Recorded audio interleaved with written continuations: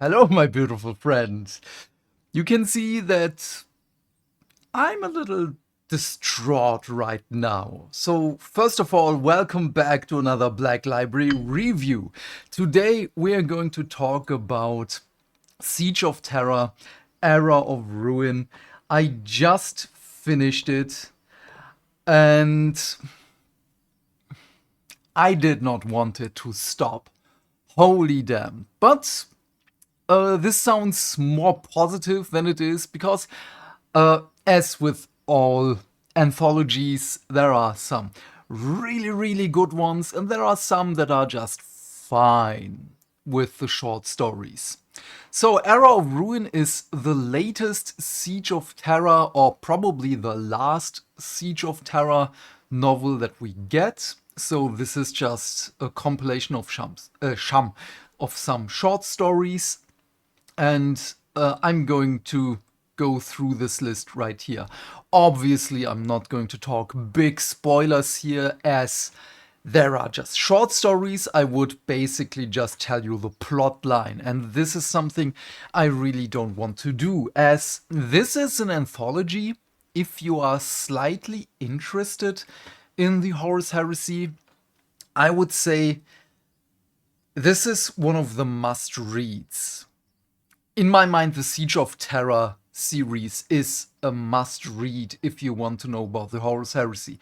Everything before that is extra knowledge, yes, but you don't actually need them.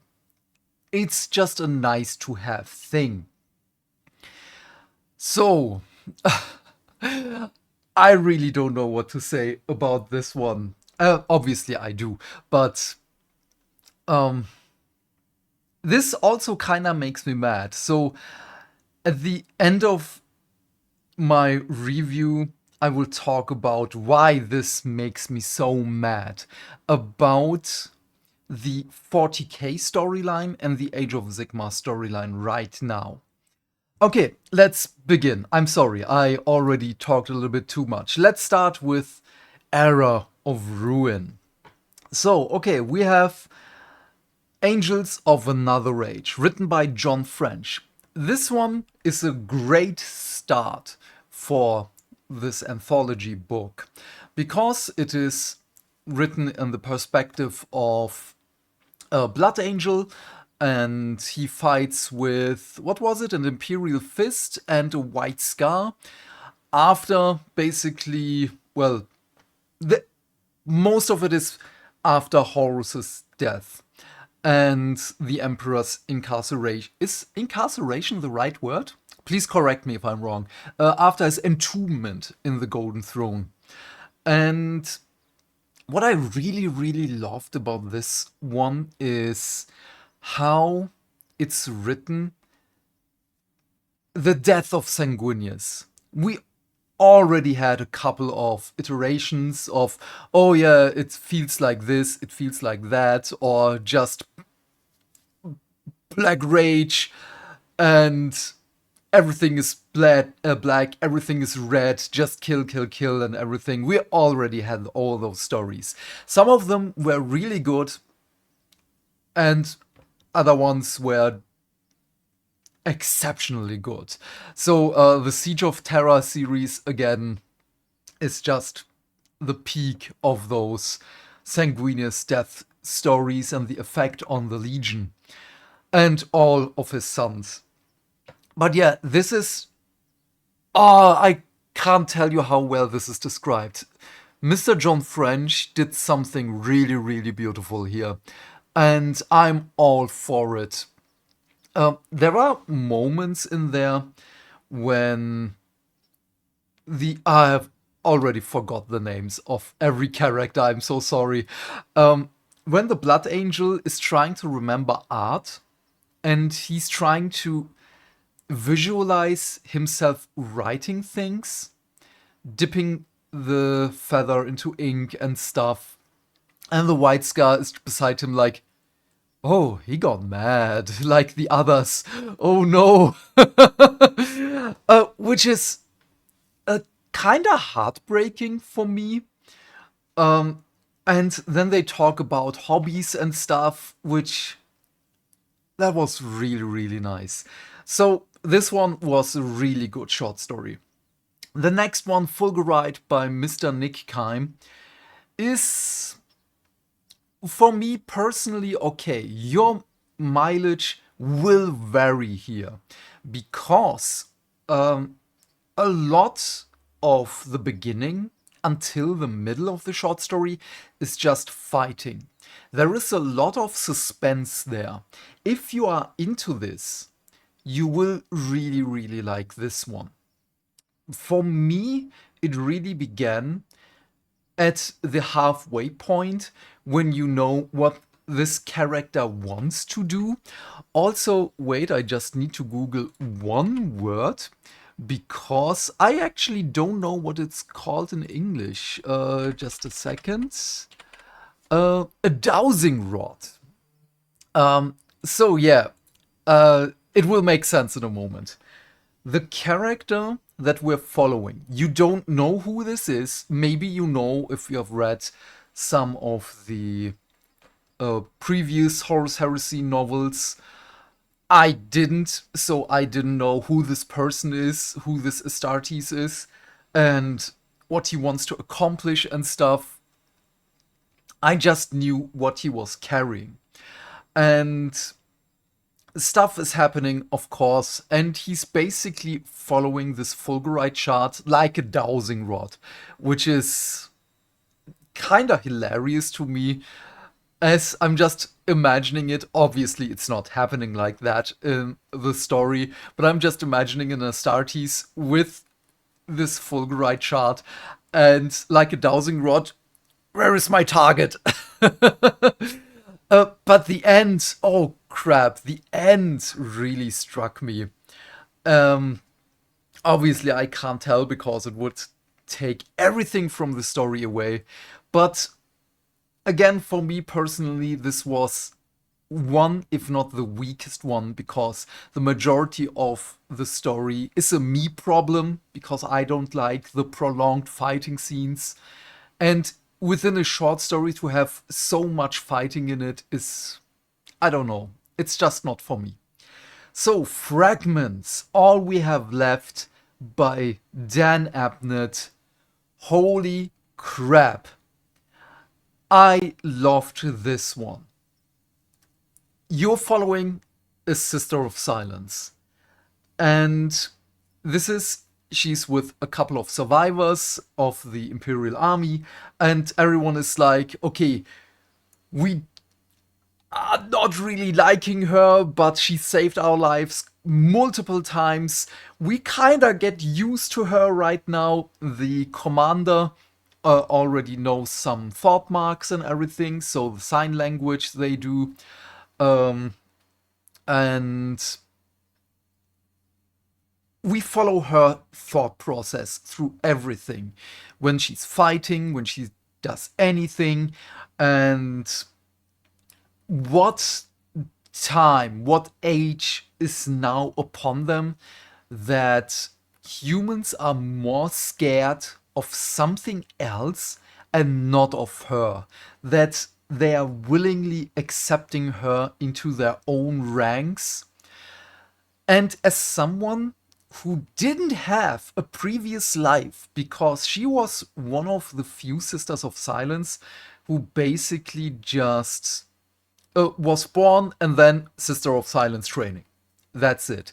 She was told about the stories of. Oh no, wait, it's a little bit different. She grew up a little bit with her mother because she knew that her father left before she was born because he was just not able to handle the void that was growing inside his wife. Holy crap. And she obviously also does not know about affection. She does not know about love or anything. She only knows about these things because of books. She's reading a lot. And her teacher, her Sisters of Silence commander, came to be a Sister of Silence a lot later in her life. So she had a child and everything. And the name she gave to this particular sister is probably the name of her once daughter, and so on. There are so many beautiful things in here. Then Ex Libris, again by John French. Oh, chef's kiss here. This one, my boy, my librarian, Ahriman. He's, if you know where he left off in the Siege of Terra novels, in the very special library, let me just phrase it like this. Horus died, and what effect it has, not only upon him, not only upon all the psychers, not only upon the shattered reality, but upon everything in the solar system, is so good. At the point where Ahriman, as one of the greatest psychers during the Heresy and after the Heresy up until the 40k universe, has to live a couple of moments without the warp. That is so fascinating. I really, really love this. You can see that Mr. John French wrote Ahriman novels because we not only get to see him hallucinating about his brother Ammon and the conversations they have, not only what kind of impact the void of the warp has, because there is no warp after the death of Horus. I won't explain why, I won't explain anything else, because this is such a fascinating story. And you had to read at least the last 3 Siege of Terra books to get what happened there. The End and the Death. Why did I forget the name of these stories? You had to read them to know exactly what's happening here. The impact is far greater if you know what's there. System Purge by Mr. Gav Thorpe is sadly the weakest one for me.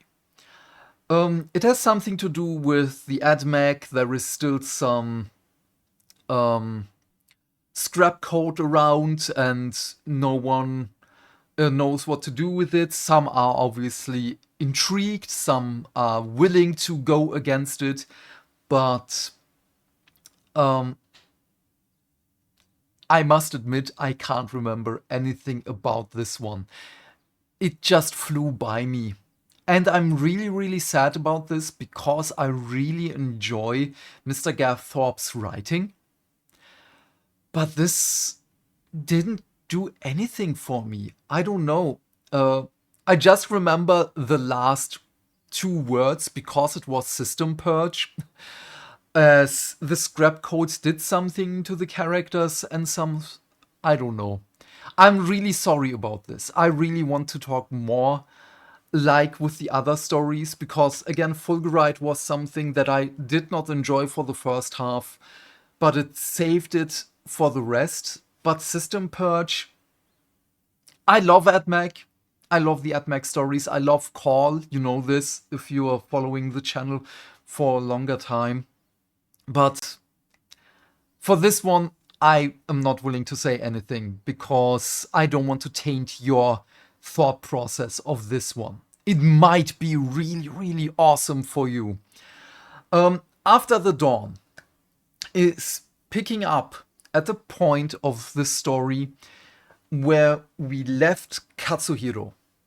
If you know Katsuhiro, I love you, is one of the best characters in the Siege of Terra novelization.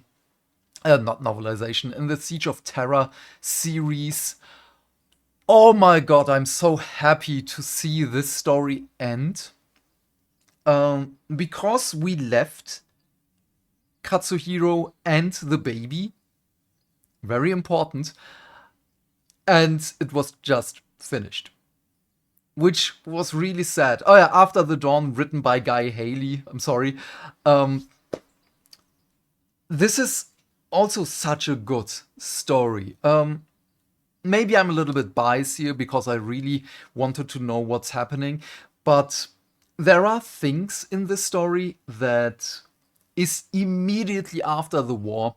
There are still some, well, obviously, enemies around.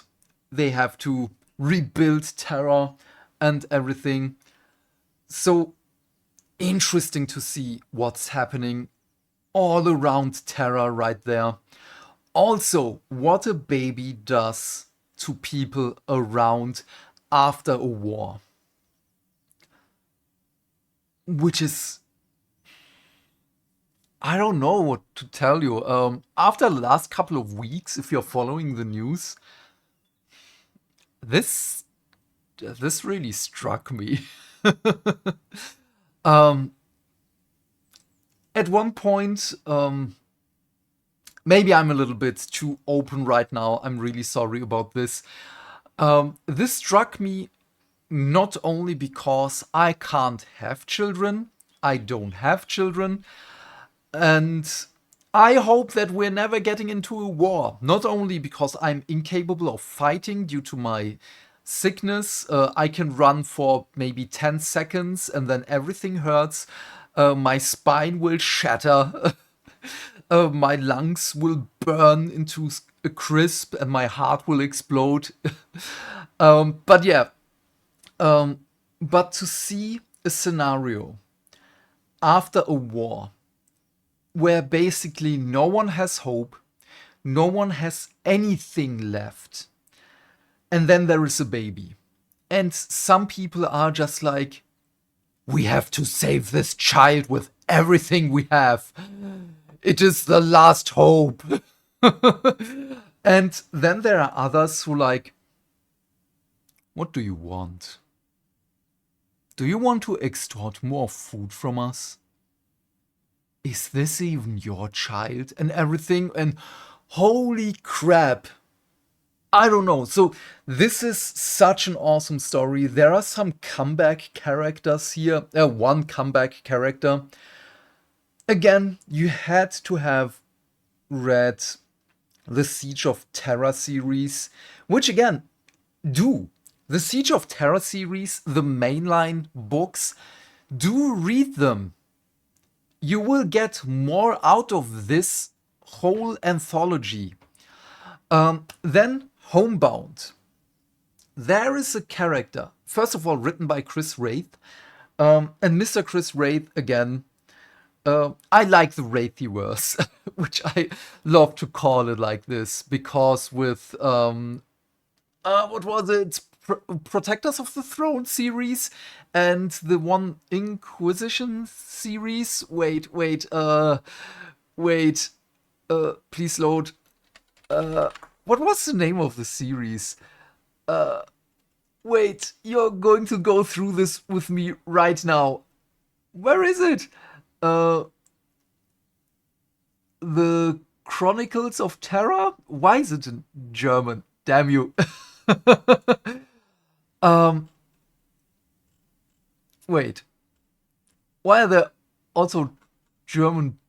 I know why there are German books. There, Walls of Terra was the one, and Protectors of the Throne? Oh man, I can't remember. Where is it? Watchers of the Throne. Yeah, so I've immediately forgot what I wanted to say. But yeah, you know that I really love the Wraithiverse, and I want more of that, by the way. Please, Black Library, please, Mr. Chris Wraith, more of those two novel series. But yeah, Homebound is a book. We have a character, I forgot her name, I'm really sorry. And she's one of those confidants of the White Scars. She is the one that is allowed to the Great Khan, to the Kargan, after his fight with Mortarion, and see him changed. Which also was one of the scenes that struck me. That kinda did hurt. And how the White Scars are honoring her is so beautiful. When they know she's old, she lived her life. She did so many things, not only for the White Scars as a legion, not only for the Kagan, but also for the Imperium, and she deserves a resting place. Let's phrase it like this. And how they're honoring her. I really, really loved this one. But not as much as The Carrion Lord of the Imperium by Mr. Aaron Dembski Bowden. Bowden? I still don't know. I'm sorry. The one thing, as it ended, I was like, damn you, Aaron! Why did you end there? This one.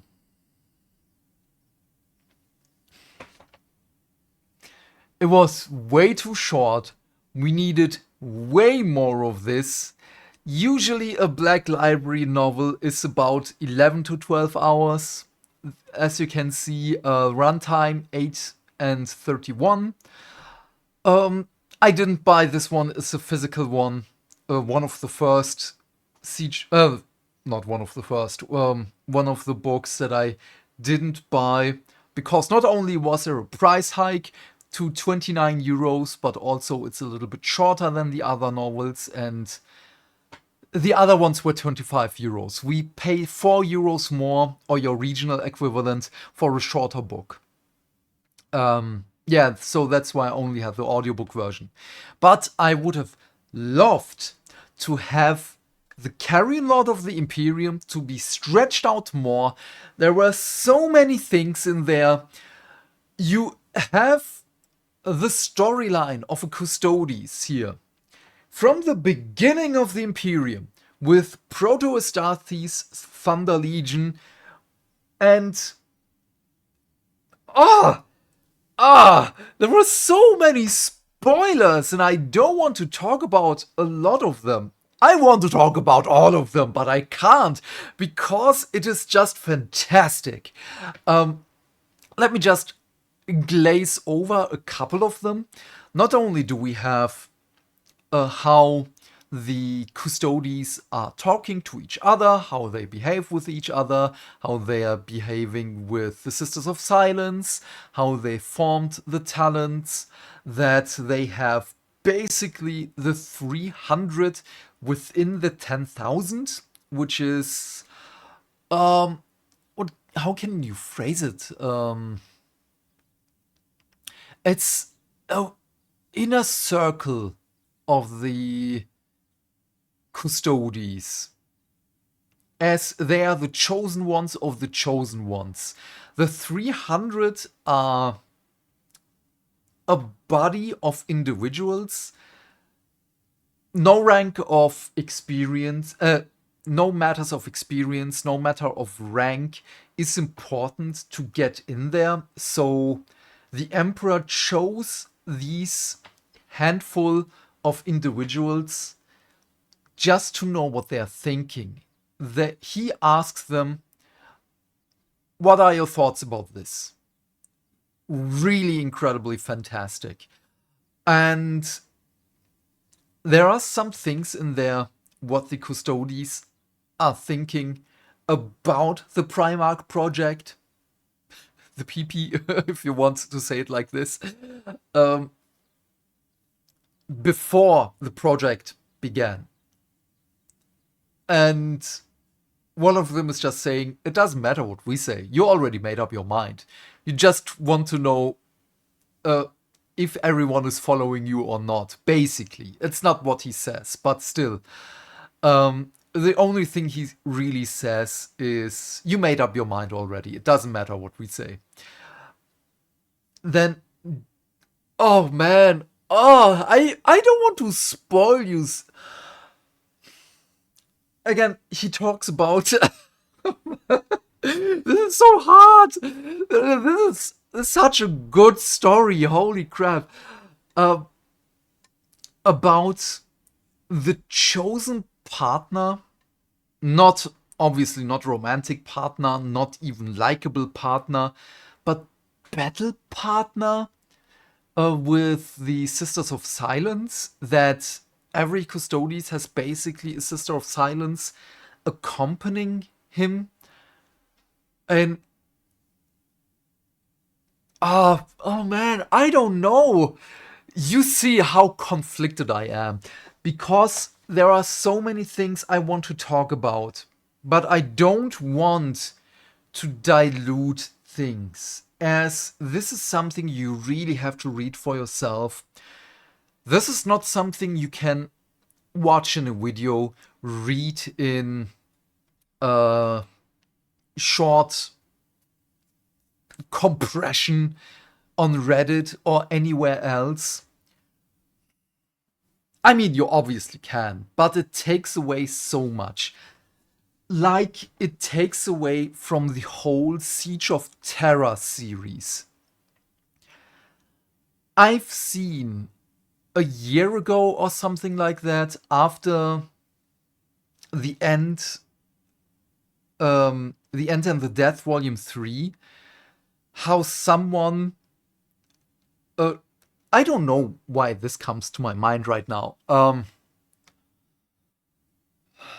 There are people who don't like Dan Abnett's writing. That's totally fine. I don't care. Because not everything is for everyone, obviously. But I read someone's take on The End and the Death, Volume 3, when Horus and the Emperor, I'm sorry for the spoiler if you haven't read it, but it's been so long, you had your chance, when they're basically playing cards against each other. And how that one person took this scene and, I don't know, just took it out of context. It is not only disingenuine, is that the word? But also misleading. I forgot what I wanted to say. I'm sorry. This last one, the Carrion Lord of the Imperium,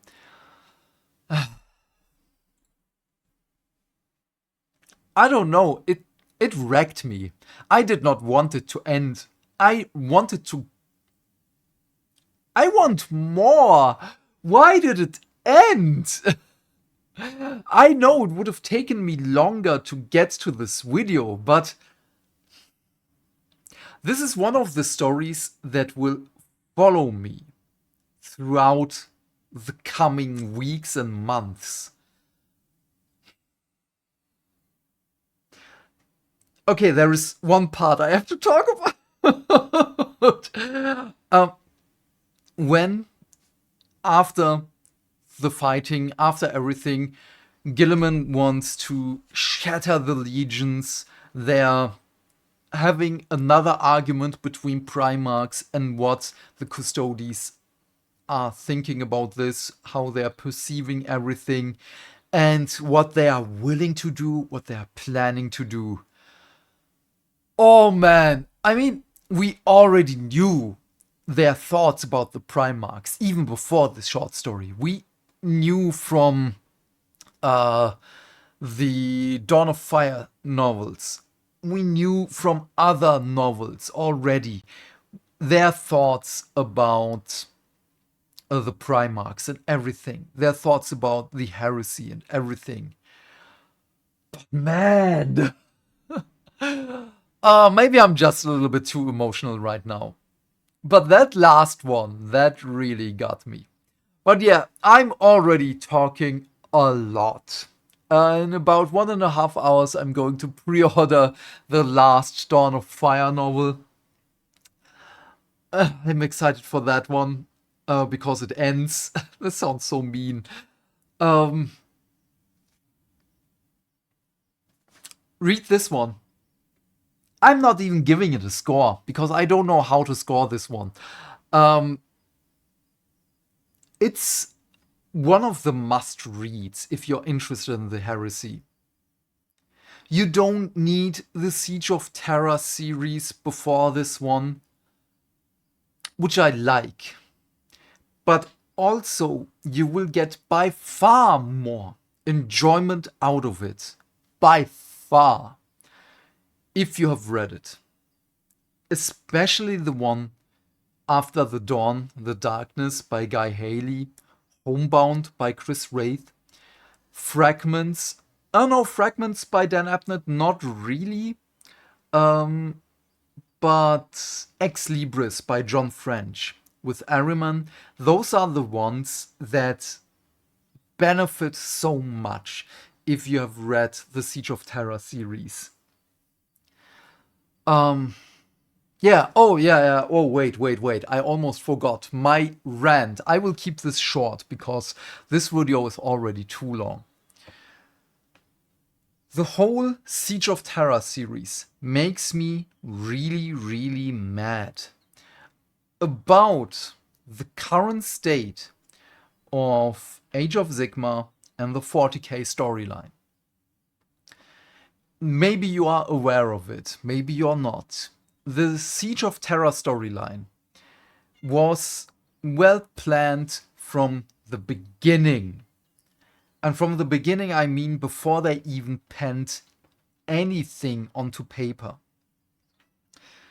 All of the authors sat in one room and talked about what they wanted to do, had a map, where is this person, where is that person, does this make sense, and everything else. It was planned from the beginning till the end, and you can feel it, you can sense it in every little detail. Yes, I'm putting my leg up. I'm mad. We do not have this in Age of Sigmar and 40k. Because with the mainline games, even though there's an argument to make that Horus Heresy is also a mainline game, like the Old World is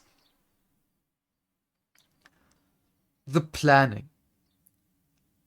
40k and AOS now, as of right now, feel like just write something, it doesn't really matter, because it's another villain of the week story.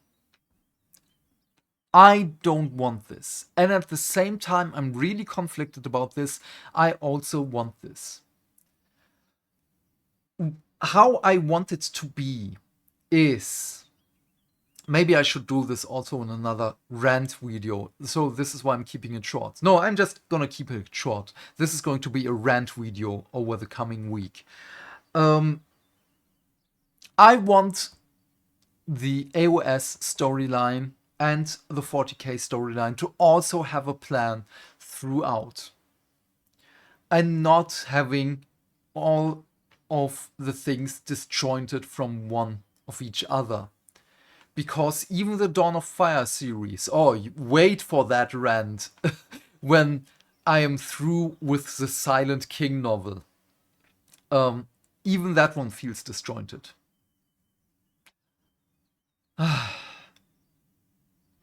But yeah, let's just end it right here. I'm sorry for that small rant. The big rant is going to come next week. I have to write some pointers so that I do not forget anything for that one. Read this one. Era of Ruin, fantastic. With, like every other anthology, short story, compilation book, it has ups and downs. This one has mostly ups for me. But yeah, have a great day. Stay fantastic. Stay hydrated. Do all the YouTube things, or we may never see each other again. I'm going to stream Resident Evil 3 in a moment after this one is uploaded and the German video is uploaded. We can talk about hobby stuff there on my gaming channel. Until then, I will see you tomorrow with the Sunday preview. Bye! Bye! Bye!